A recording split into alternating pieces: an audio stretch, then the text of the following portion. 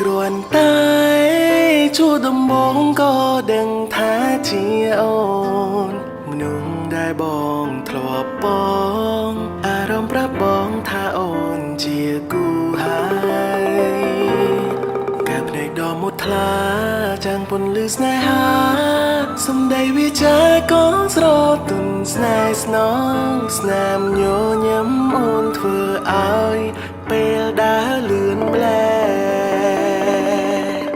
តាំងពី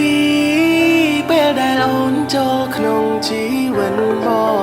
ងវត្តគ្មានរបបស្ងួនធ្វើឲ្យជីវិតបងមានពន្លឺចាំងវាសនាបានកត់ចាយើងជាគូស្នេហា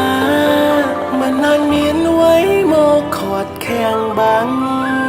បងស្រឡាញ់អូនខ្លាំងជាងជីវិត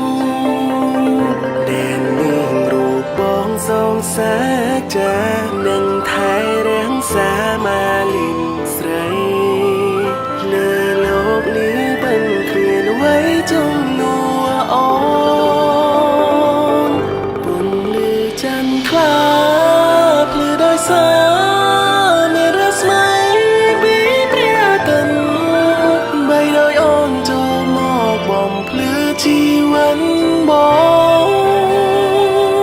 ទោះឲ្យបងជ្រើរយដងទៀតក៏បងនៅតែជ្រើរើសយកអូ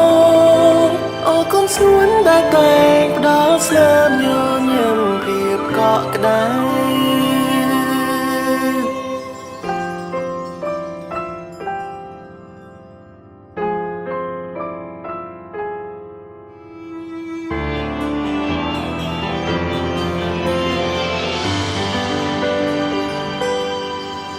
មិន